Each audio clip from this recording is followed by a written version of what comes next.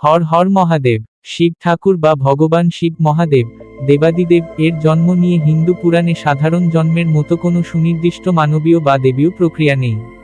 তিনি স্বয়ম্ভূ, স্বয়ং প্রকাশিত, নিজে থেকে উদ্ভূত বলে বিবেচিত।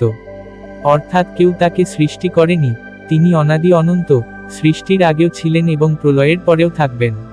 পুরাণগুলিতে এই বিষয়ে কয়েকটি প্রধান ধারণা ও কাহিনী পাওয়া যায়। ১. শিবপুরাণ, বিশেষ করে বৃহৎ শিবপুরাণ এর মতে শিব স্বয়ম্ভূ, তিনি প্রাচীনতম।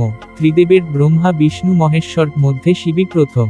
তিনি নিজে থেকে আবির্ভূত হয়েছেন, কোনো মাতা পিতা নেই।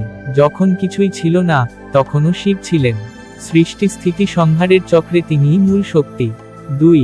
লিঙ্গ পুরাণ ও অন্যান্য শৈব পুরাণে শিবের উৎপত্তি লিঙ্গরূপে, অনন্ত জ্যোতির্স্তম্ভ।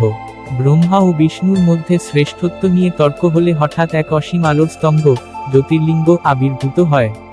ব্রহ্মা উপরে ও বিষ্ণু নিচে খুঁজতে গিয়েও তার শুরু শেষ পাননি।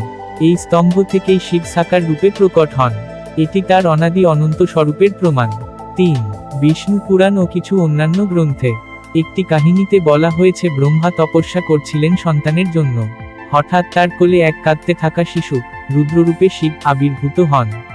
শিশু কাঁদছিলেন কারণ তার নাম নেই। ব্রহ্মা তাকে নাম দেন ও শিবের উৎপত্তি এভাবে বর্ণিত হয়।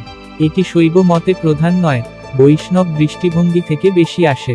সারাংশে বলা যায়, শিবের কোনো জন্ম হয়নি যেভাবে আমরা সাধারণত বুঝি। তিনি অজন্মা, অনাদি, যার শুরু নেই। পুরাণের বিভিন্ন মতে তিনি স্বয়ম্ভূ বা জ্যোতির্লিঙ্গ থেকে প্রকাশিত। শৈব সম্প্রদায় এটাই মূল বিশ্বাস, শিবই সবকিছুর আদি কারণ। সকালে ঘুম থেকে উঠে হর হর মহাদেব 3 বার বলিবেন, আপনার দিনটি শুভ হবে। নমস্কার।